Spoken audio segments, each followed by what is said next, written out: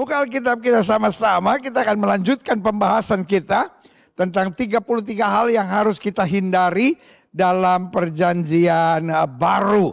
Nah, selalu saya katakan bahwa mencintai Yesus bukan hanya melakukan apa yang Yesus suka, tapi mencintai Yesus juga berani meninggalkan apa yang Yesus gak suka.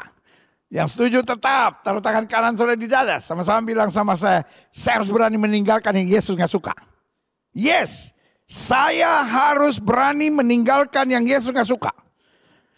Saudara yang di rumah ketika live chat saudara, saya harus berani meninggalkan apa yang Yesus gak suka. Yes, sudah 32 minggu, tinggal minggu depan satu kesempatan lagi. Kita akan deklarasikan semua yang Yesus gak suka harus saya tinggalkan. Dan semua yang Yesus suka, itu yang saya pertahankan. Yes, haleluya. Klik. Di pembahasan kita ke-32 hari ini, kita sedang membahas janganlah bodoh. Karena Yesus gak suka kalau kita bodoh. Dia berikan hikmat. Dia berikan tuntunan. Dia berikan kuasa.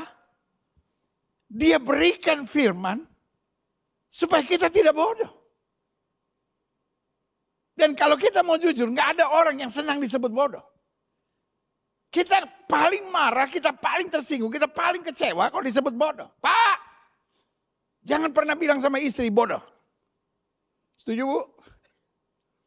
Bu, jangan pernah bilang sama suami bodoh banget sih kamu.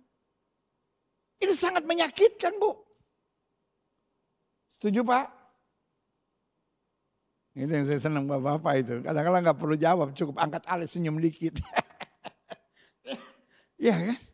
Orang tua jangan pernah suka bilang sama anak-anak mau bodoh. Karena hukum Alkitab.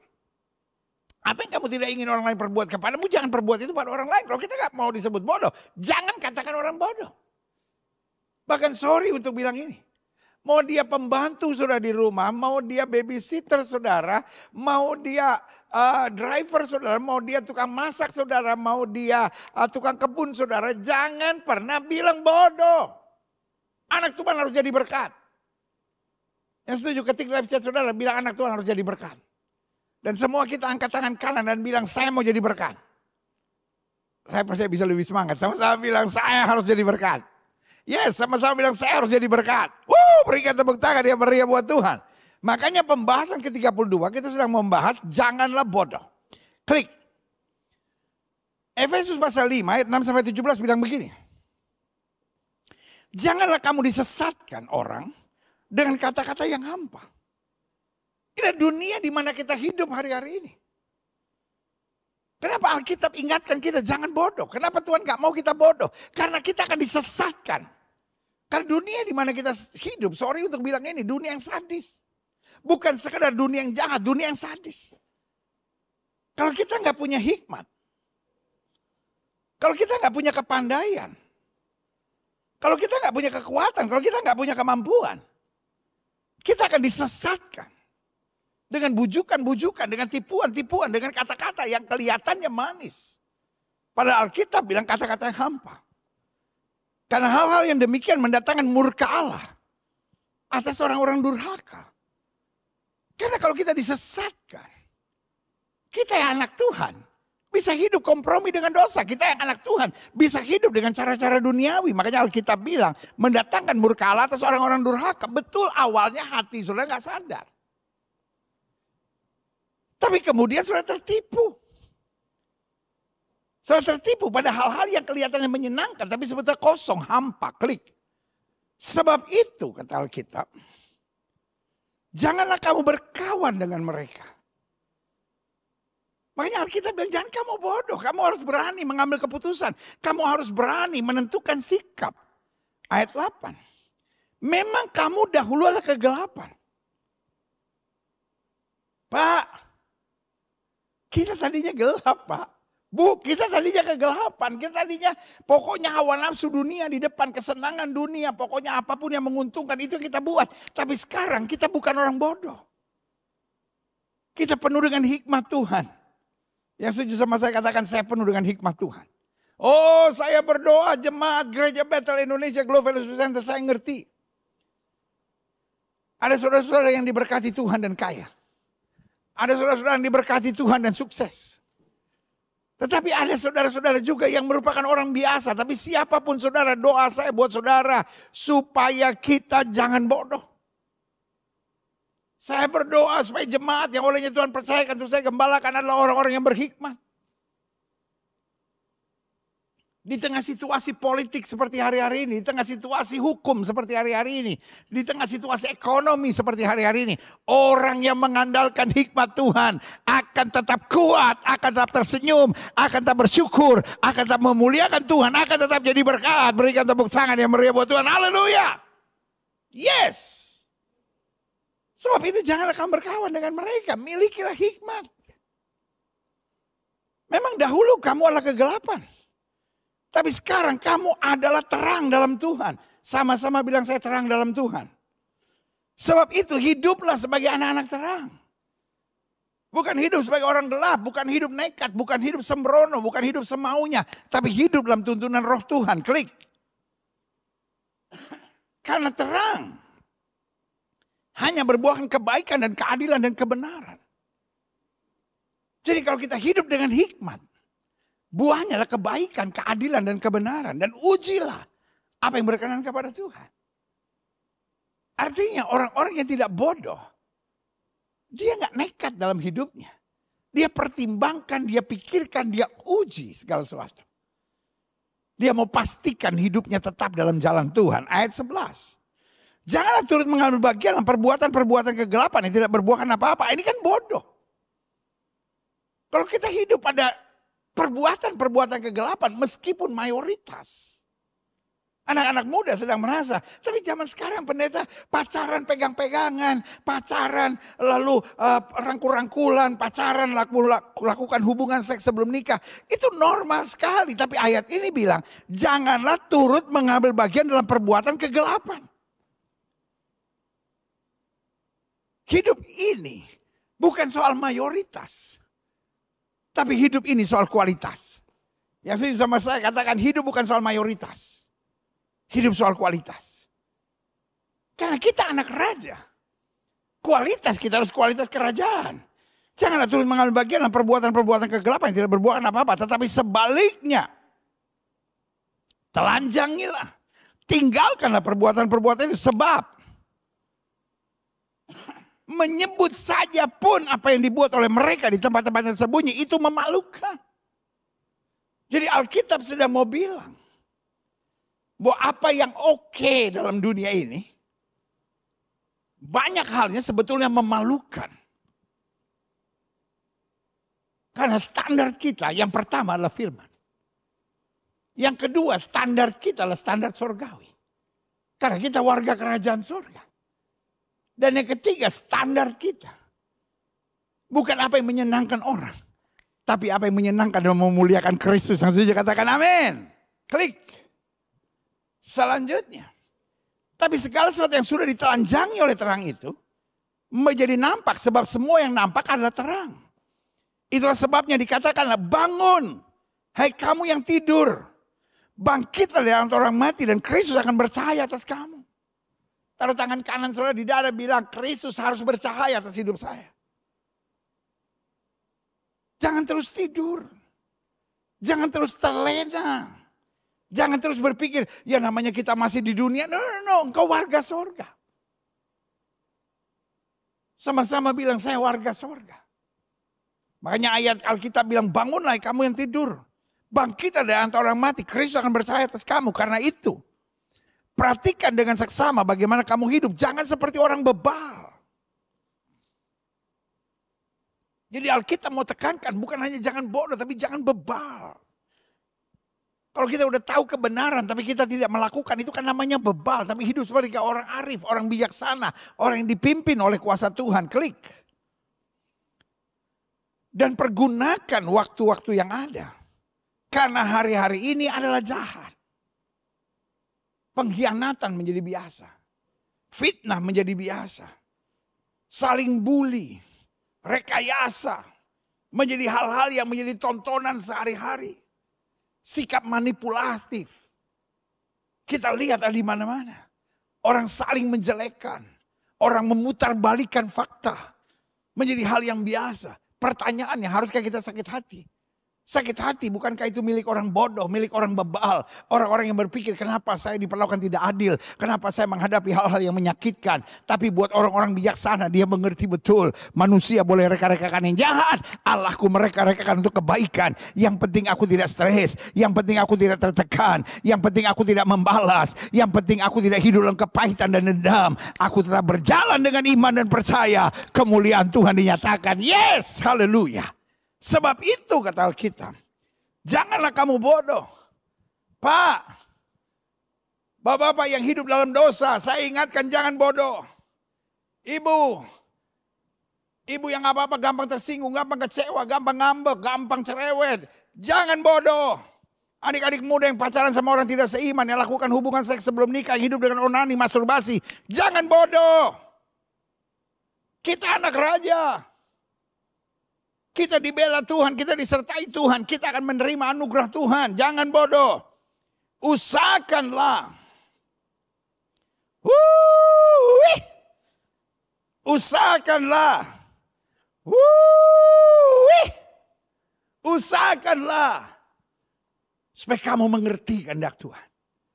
Kalau saya mengerti kehendak Tuhan, saya nggak simpan kepahitan. Kalau saya mengerti kehendak Tuhan, saya tidak akan balas yang jahat dengan yang jahat.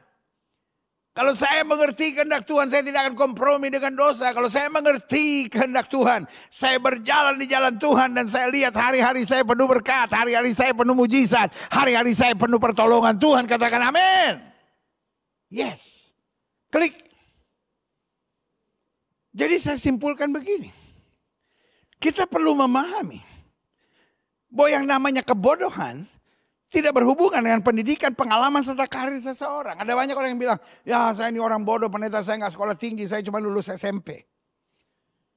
Saya orang bodoh pendeta, saya nggak sempat sekolah, saya cuma lulus SD. Sebagian sudah berkata, ya saya orang miskin pendeta, saya lulus SMA langsung kerja. Saya orang bodoh, tapi hari ini saya mau bilang, bodoh tidak ada hubungannya dengan bangku sekolah. Karena itu kesimpulan saya, kita perlu memahami bahwa yang namanya kebodohan tidak berhubungan dengan pendidikan. Tidak berhubungan dengan pengalaman. Tidak berhubungan dengan karir seseorang. Namun kebodohan lebih berhubungan dengan sikap, perbuatan, keputusan, serta tindakan keseharian seseorang. Saudara boleh seorang doktor. Tapi kalau kerjaanmu ngomongin orang. Engkau boleh sekolah tinggi. Tapi kalau engkau kompromi dengan dosa. Engkau selingkuh. Engkau lakukan hubungan seks sebelum nikah. Engkau gampang dendam, gampang benci, gampang marah, gampang meluap, meledak-ledak emosimu. Saya beri nama, sorry, bodoh. Gilbert udah gak ada, marah-marah sendiri. Saya sayang saudara. Saya ngerti ada orang-orang yang gak tahan ada di gereja Glow. Gilbert kalau ngomong suka seenaknya, Gilbert kalau ngomong suka keras. Izinkan saya dari dasar hati saya terdalam meminta maaf sama saudara. Kalau hari ini saya berteriak dan berkata bodoh, itu bukan karena saya marah. Tapi karena saya nggak mau saudara dibuang ke neraka. Karena saya nggak mau saudara dipermainkan oleh setan. Karena saya nggak mau kau terseret oleh dunia ini. Kalau saya bilang bodoh, karena saya tahu kau warga sorga. Sudah seharusnya kau hidup dalam kualitas kerajaan Allah. Karena itu saya jelaskan. Bodoh berhubungan dengan sikap, perbuatan, keputusan, tindakan, dan keseharian seseorang. Sehingga saya catat, persoalan serius di dunia hari-hari ini banyak orang bodoh. Sedang mengendalikan, sedang ngatur-ngatur, ngatur keluarga lah, ngatur ekonomi lah, ngatur negara, bahkan ngatur gereja, ngatur pelayanan. Wih, mungkin setelah menatap saya dan bilang, apa maksudnya? Nanti saya jelaskan siapa itu orang bodoh. Tapi saya perlu jelaskan dulu ada 4 jenis orang di muka bumi yang berhubungan dengan kebodohan. Jadi hidup ini bukan hanya 2 orang, orang bodoh dan orang tidak bodoh. Tapi saya menyebutnya ada 4 jenis. Apa itu 4 jenis? Yang pertama, orang yang tidak bodoh. Saya berdoa. Jemaat Gereja Bethel Indonesia Glow Fellowship Center yang Tuhan percayakan untuk saya gembalakan. Baik saudara yang ikuti secara online maupun saudara yang ada di gereja. Doa saya saudara bukan orang bodoh. Karena saudara orang berhikmat. Orang bijaksana. Orang yang dipimpin oleh Roh Kudus. Siapa yang percaya dia tidak bodoh? Cuma 4. Siapa yang tidak bodoh? Masih belum yakin. Ayo. Siapa yang tidak bodoh angkat tangannya. Berikan tepuk tangan ya meriah buat Tuhan. Yes. Sama-sama bilang saya berhikmat. Sama-sama bilang saya bijaksana. Sama-sama bilang saya dipimpin Roh Kudus. Yes. Jadi yang pertama ada orang yang tidak bodoh. Yang kedua. Orang yang bodoh. Dan tidak sadar bahwa dia bodoh. Ini yang paling parah. Ini saya bilang bodoh kuadrat kali 9. Dia bodoh. Dia tidak sadar dia bodoh. Gampang sekali bilang, lu bodoh banget sih, lu bodoh banget. Ini gak benar, ini gak benar. Nah, orang kayak gini selalu ngomongin orang. Orang kayak gini selalu memfitnah orang. Orang kayak gini selalu bilang setiap orang gak benar. Orang kayak gini selalu kritik semua orang. Orang kayak gini, dia lihat suaminya gak benar. Dia lihat istrinya gak benar. Dia lihat anak-anaknya gak benar. Dia lihat pembantunya gak benar. Pokoknya semua orang dia marahin karena dia bodoh. Dan tidak sadar dia bodoh. Karena orang pintar kalau dia lihat orang bodoh. Dia gak akan sakit hati. Dia gak akan marah. Orang pintar kalau dia lihat orang bodoh dia bantu. Dia gak akan menghina, dia gak akan merendahkan. Jadi kalau kita lihat orang salah lalu kita maki, kita hina, kita rendahkan. Itu ciri bahwa dia bodoh tapi tidak sadar dia bodoh. Ada ibu-ibu yang lihatin saya gini. Kayaknya dia mikir kayaknya gue banget tuh. Jadi yang pertama ada orang yang tidak bodoh. Yang kedua orang bodoh yang tidak sadar bahwa dia bodoh. Karena itu kerjaannya nyari kekurangan orang, kritik orang, nasihatin orang, nyerang orang. Nah ini orang bodoh yang gak sadar bahwa dia bodoh. Karena orang berhikmat. Kalau dia lihat orang lain ada kekurangan, dia tidak akan memojokkannya. Dia akan bantu. Ya kan sama seperti guru. Lihat muridnya tidak bisa. Dia akan bilang bodoh kamu. Enggak. Dia tahu dia pintar. Karena dia pintar dia gak harus menghina orang. Dia ajarin ini diginiin sayang. Ini harus kamu giniin. Dan makin pintar seseorang. Makin mampu menyederhanakan. Sehingga orang-orang yang tadinya tidak mampu menjadi mampu karena dia. Jelas ya. Ketika Petrus tidak mampu berjalan di atas air. Yesus gak kritik, Yesus gak menyerang dia. Tapi dia selamatkan dulu. Ketika Petrus gak mampu menangkap ikan. Yesus gak hina, gak serang dia. Kamu sih nyangkal aku nih sekarang hasil. No, dia bilang tebarkan jalamu di sebelah kanan perahu. Makin berhikmat seseorang. Makin tidak mudah menghakimi orang lain. Amin. Makin bodoh seseorang. Makin suka menghakimi, menghina, merendahkan, membuli, dan menjatuhkan orang lain. Jelas saya sampai di sini, saya harap saudara ngerti. Dan bukan cuma ngerti. Kalau itu saudara sadar dan bertobat. Yang ketiga. Ada lagi jenis orang di muka bumi yang berhubungan dengan kebodohan. Orang yang bodoh dan sadar dia bodoh. Serta tetap tinggal dalam keadaan kebodohannya. Nah ini, saya bodoh. Ya saya sadar saya bodoh. Tapi memang saya bodoh mau diapain? Nah, saya pernah dengar ada orang ngomong gitu. Saya memang orang begini mau diapain? Nah ini orang bodoh. Yang sadar dia bodoh. Dia tidak mau berubah. Dia mau tinggal dalam kebodohannya. Dan dia mau semua orang ngertiin bahwa dia itu bodoh. Nah ini bodoh kuadrat tambah 17 saudara. Jadi ingat ya. Ada orang yang tidak bodoh. Ada orang yang bodoh dan tidak sadar bahwa dia bodoh. Sehingga semua orang dia kritik, dia serang. Tapi yang ketiga. Orang yang sadar dia bodoh. Orang yang tidak mau berubah dari kebodohannya.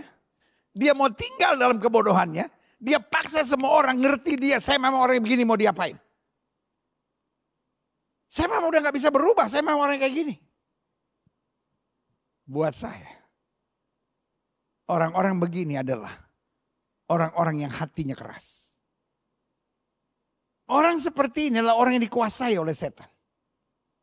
Karena kalau ada roh Tuhan dalam dirinya, dia gak mau tinggal dalam kebodohannya. Dia minta orang bantu dia supaya keluar dari kebodohan. Bukan mengerti dia memang gua orangnya begini.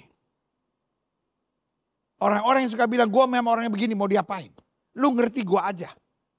Kamu kan suami saya, kamu kan istri saya, kamu kan orang tua saya, kamu kan anak-anak saya, harus ngerti saya. Kamu kan teman saya, harus ngerti saya. Kamu kan rekan pelayanan, kamu harus ngerti saya. Sorry, dengan segala kerendahan hati saya bilang. Sudah dikuasai setan dan gak mau keluar dari ikatan itu. Yang keempat, orang yang bodoh dan sadar dia bodoh, wow luar biasa. Namun mau berjuang untuk meninggalkan kebodohannya.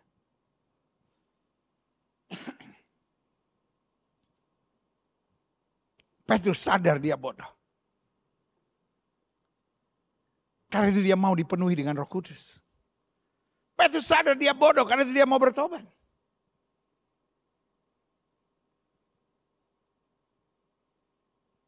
Tetapi Yudas Iskariot, dia sadar dia bodoh, tapi dia bilang orang begini mau diapain, udahlah.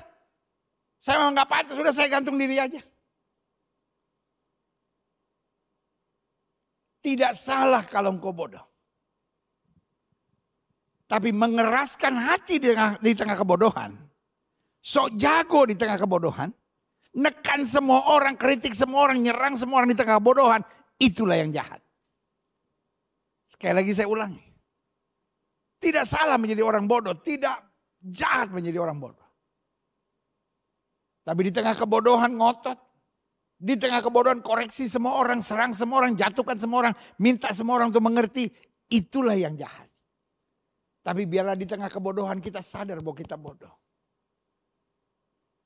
Kita bangkit. Kita berjuang. Kita minta roh Tuhan memenuhi kita. Karena kita tahu roh yang penurut tapi daging lemah. Wow, haleluya. Klik. Selanjutnya saya pelajari. Karena itu saya coba simpulkan. Bukan menurut standar dunia. Tapi menurut standar Alkitab, siapa sebenarnya disebut orang bodoh? Klik. Yang pertama. Ayub 5 ayat yang kedua bilang, sesungguhnya orang bodoh dibunuh oleh sakit hati. Dan orang bebal dimatikan oleh iri hati. Berarti yang pertama, siapakah orang bodoh? Orang bodoh adalah orang yang membiarkan dirinya dikuasai oleh iri hati, sakit hati, dan kedendaman. Pak, Ibu, adik-adik muda, hidup ini memang keras. We are not living in Eden yet.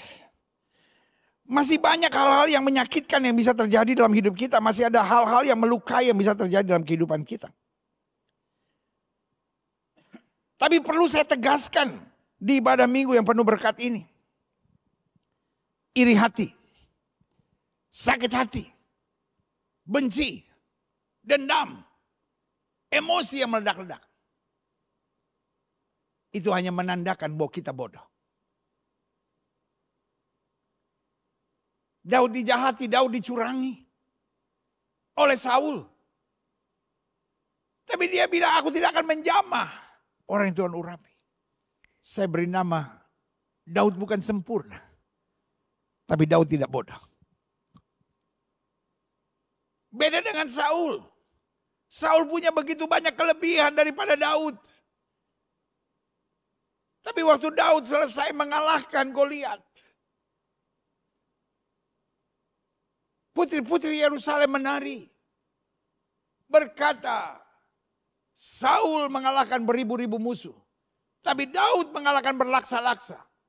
Sakit hati. Marah. Karena dia iri.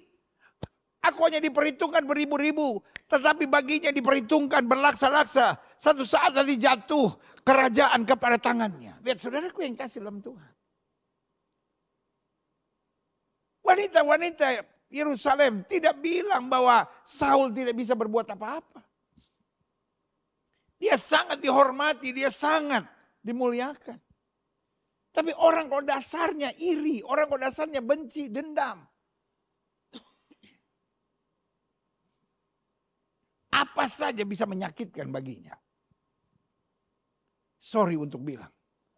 Kalau hidup kita dikuasai oleh iri, sakit hati, benci, dendam, emosi yang meledak-ledak. Maka itulah yang Alkitab bilang bodoh. Belajar kuasai diri. Belajar sabar.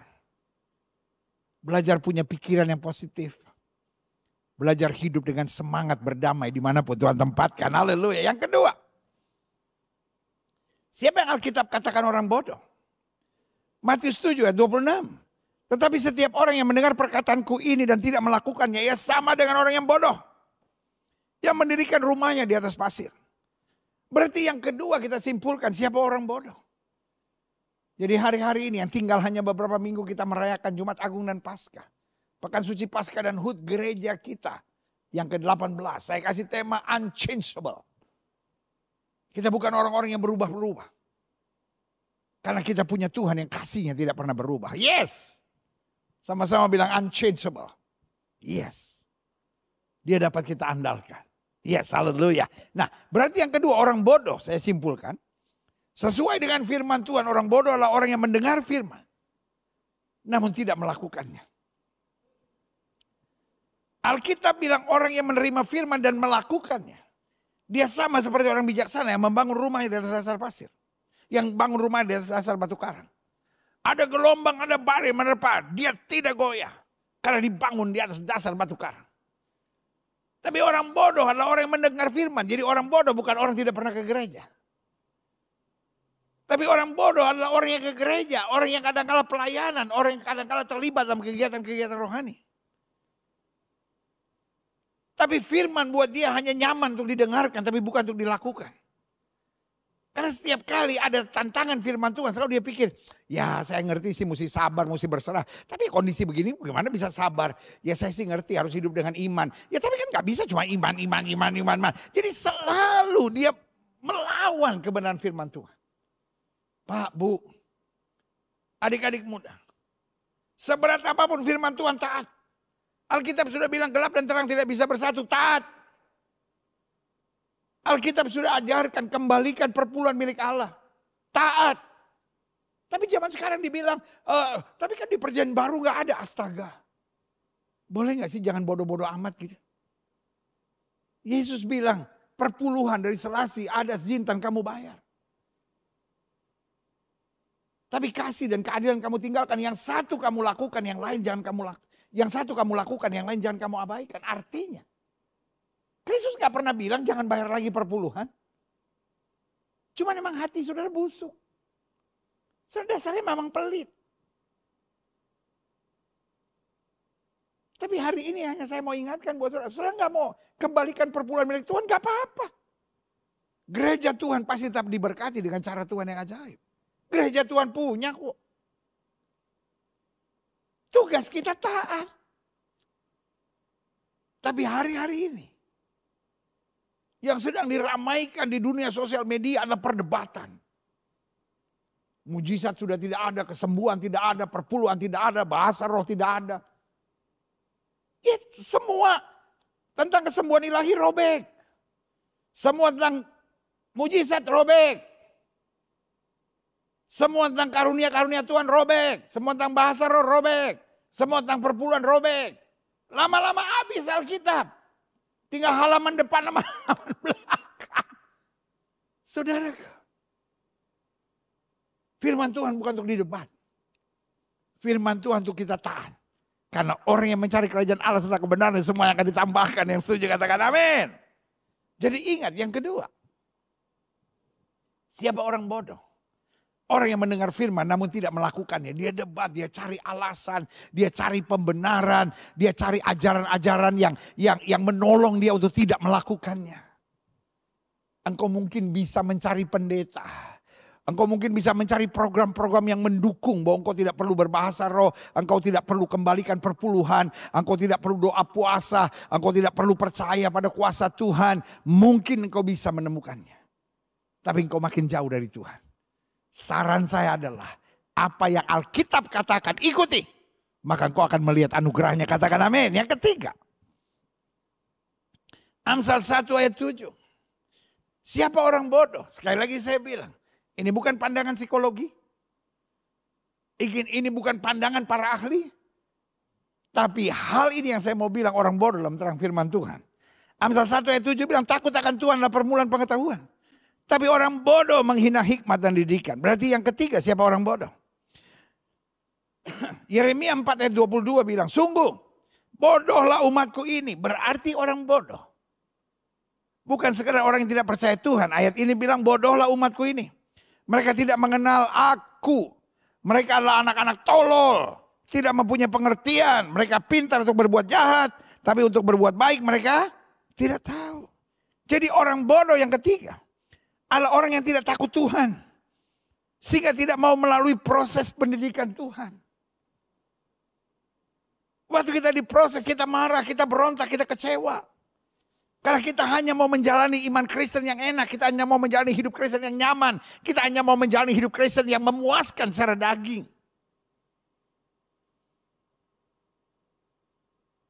Apa itu hikmat? Hikmat adalah menyadari. Tidak selamanya Tuhan menuntun saya ke padang rumput yang hijau dan mata air yang tenang. Hikmat menyadari ada kalanya saya harus melewati jalan yang berbatu. Saya harus melewati tanjakan-tanjakan yang berat. Saya harus melewati lembah-lembah yang curam. Tetapi pencobaan yang kamu alami tidak pernah melebihi kemampuanmu. Selama aku sabar, selama aku setia, selama aku bertahan, selama aku pandang Tuhan. Selalu ada hal-hal dahsyat terjadi. Yang saja katakan amin. Pak, Ibu, adik-adik muda, hidup bukan cuma cari enak. Tapi hidup cari berkenan kepada Tuhan. Yang keempat, Amsal pasal ke-12 ayat 16. Siapa orang bodoh dalam Alkitab? Bodohlah yang menyatakan sakit hatinya seketika itu juga. Tetapi bijak yang mengabaikan cemooh. Difitnah orang, disakiti orang, dicurangi orang. Diabaikan. Kenapa? Dia tahu itu gak penting. Tapi orang bodoh, orang yang kalau tersakiti, terluka, wah ngotot, marah, kecewa, tertekan. Wah. Amsal 14 ayat 17. Siapa lekas naik darah? Berlaku bodoh.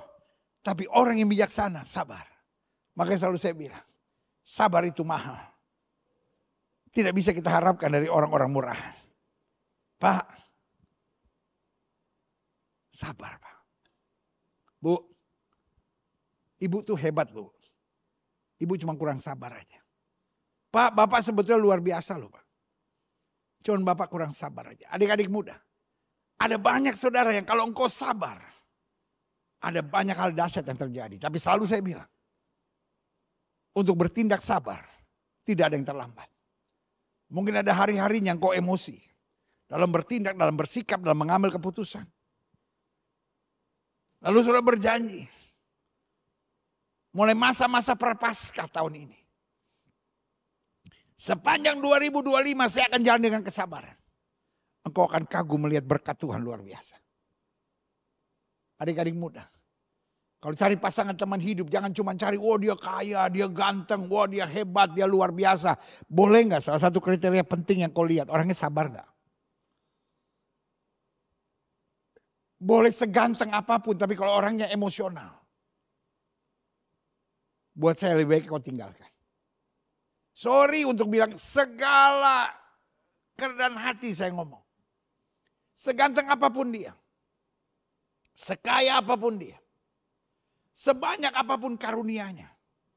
Tapi kalau orangnya emosional. Saya cuma mau bilang sama saudara. Selamat menderita. Karena orang-orang emosional bisa buat tindakan-tindakan yang sangat aneh dalam hidupnya. Tapi walaupun dia gak ganteng-ganteng amat. Meskipun dia gak cantik-cantik amat. Tapi kalau orangnya sabar bisa engkau perhitungkan. Karena orang-orang sabar selalu akan ada di puncak-puncak bukit berkat Tuhan yang sempurna. Haleluya. Jadi cowok-cowok, jangan cuma oh dia cantik lu, dia pintar masak lu. Kalau orangnya nggak sabar, menderita ya.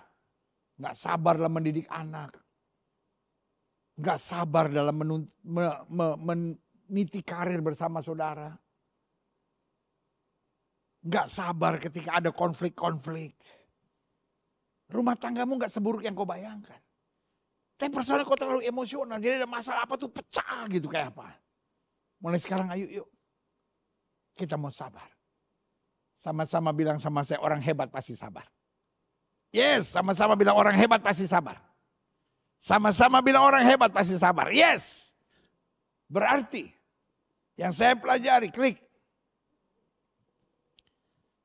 Menurut firman Tuhan yang keempat, siapa orang bodoh? Adalah orang yang tidak dapat mengendalikan emosinya. Pak, engkau cinta Tuhan, saya setuju. Ibu, engkau cinta Tuhan itu luar biasa. Adik-adik muda, saya ngerti hati saudara begitu mengasihi Tuhan. Tapi boleh nggak tambah satu hal?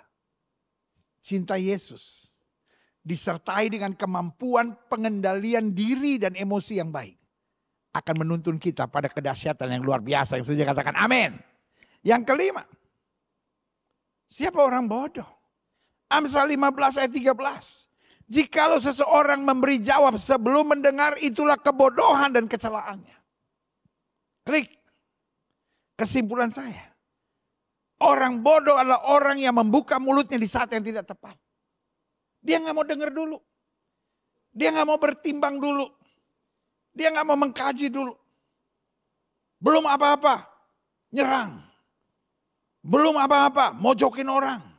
Belum apa-apa, jatuhin orang. Jangan katakan semua yang kau pikirkan. Selalu saya ingatkan, pikirkanlah semua yang kau mau katakan. Kira-kira kata-kata saya jadi berkat enggak ya? Kira-kira kata-kata saya membawa damai enggak ya? Kira-kira kata-kata saya ini menyejukkan hati orang enggak ya? Kira-kira kata-kata saya ini menyakitkan suami saya enggak? Menyakitkan istri saya enggak? Ada banyak orang liar banget gitu. Lipstiknya mahal tapi bibirnya murahan saudara-saudara.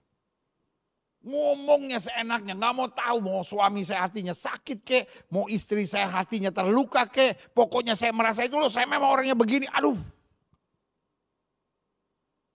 Berkali-kali saya bilang jangan sampai mulutmu dipakai setan untuk ngancurin suamimu.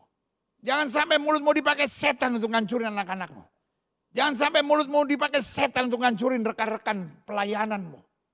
Tapi biarlah mulut kita membawa damai. Menyatakan kasih. Menghadirkan pemulihan Tuhan. Makanya Alkitab bilang. Kata-kata yang tepat pada waktunya. Seperti apel emas di pinggan perak. Bahkan Alkitab bilang hidup dan mati seseorang dikuasai oleh lidahnya. Berarti siapa orang bodoh? Yang kelima, orang bodoh adalah orang yang membuka mulutnya di saat yang tidak tepat, sembarangan. Dengan tujuan untuk menghancurkan. Tapi orang berhikmat membuka mulutnya di saat yang tepat. Untuk menghadirkan damai Tuhan. Yang keenam. Siapa orang bodoh? Lukas 12 ayat 20 sampai 21. Tetapi firman Allah kepadanya, hai engkau orang bodoh. Pada malam ini juga jiwamu akan diambil daripadamu dan apa yang telah kau sediakan untuk siapakah itu nanti. Demikian jadinya dengan orang yang mengumpulkan harta bagi dirinya sendiri jikalau ia tidak kaya di hadapan Allah. Berarti yang keenam, siapa itu orang bodoh? Adalah mereka yang menganggap harta duniawi adalah segala-galanya. Setiap orang butuh uang, tapi uang bukan segala-galanya. Prinsip hidup iman Kristen jelas, cari dahulu kerajaan Allah, maka semuanya ditambahkan pada hidupmu. Kita butuh uang, tapi uang bukan segala-galanya. Ada orang yang di otaknya itu cuma uang, uang, uang. Kalau suami saya nggak kasih uang, berarti suami saya nggak sayang sama saya. Buat dia sayang itu uang. Kalau suaminya nggak bisa kasih apa-apa, ulang tahun hanya kasih bunga. Suami saya nggak sayang sama saya, dia banding-bandingkan. Itu saya nonton di YouTube, itu suaminya kasih mobil loh. Suaminya kasih rumah loh. Suaminya kasih deposito loh. Saudaraku yang kasih dalam Tuhan. Gak usah engkau menyakiti hati suamimu dengan cara seperti itu.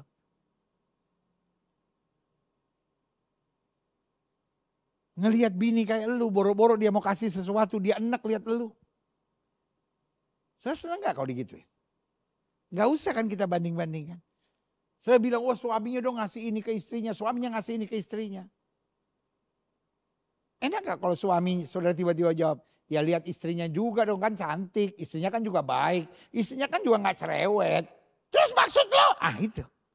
Kau yang memulai, kau gak mengakhiri. Itu kan. Boleh gak? Gak usah mancing-mancing. Makanya selalu saya bilang, jangan biasain tuh scrolling Instagram orang gitu. Apa yang orang buat, hati saudara ini masih busuk gitu, penuh iri. Selalu saudara kagumi suami orang, saudara kagumi perbuatan orang. Boleh enggak? Seorang istri, dia harus punya kagum pada suaminya. Seorang istri bukan melihat karya suami orang untuk dia banding-bandingkan dengan suaminya. Dan merasa kok suaminya gak seperti dia ya.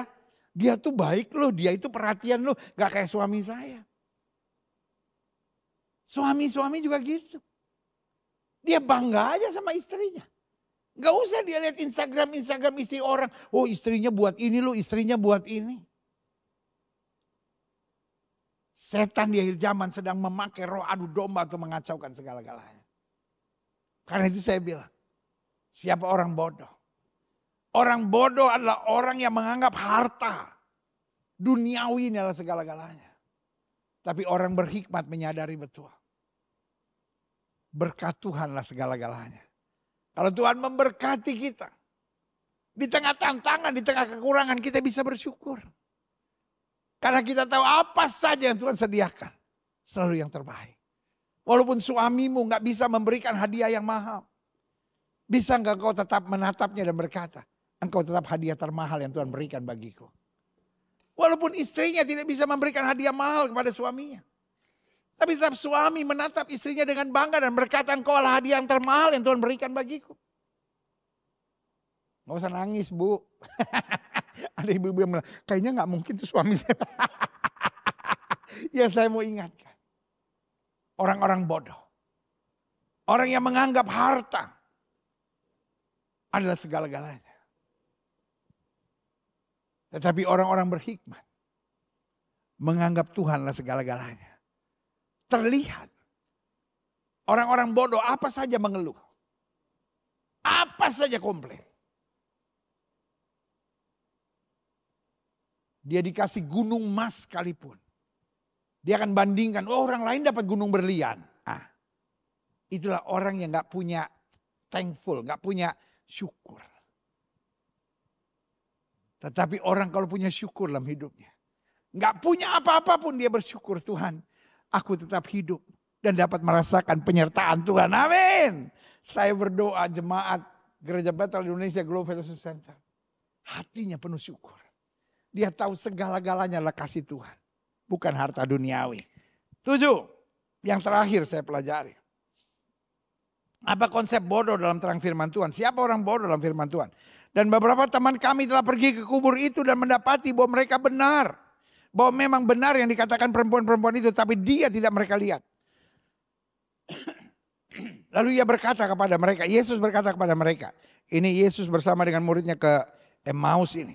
Hei kamu orang bodoh. Betapa lambannya hatimu sehingga kamu tidak percaya segala sesuatu yang telah dikatakan para nabi. Klik. Berarti kesimpulan saya yang terakhir, yang ke-7. Orang bodoh adalah orang yang tidak mau hidup dengan iman. Di dunia seperti hari-hari ini. Kalau kita mau hidup dengan perhitungan akal, lama-lama pecah otak. Makanya orang sekarang pendarahan di otak lah. Mampet di otak lah. Geger otak lah. Karena otak segala-galanya.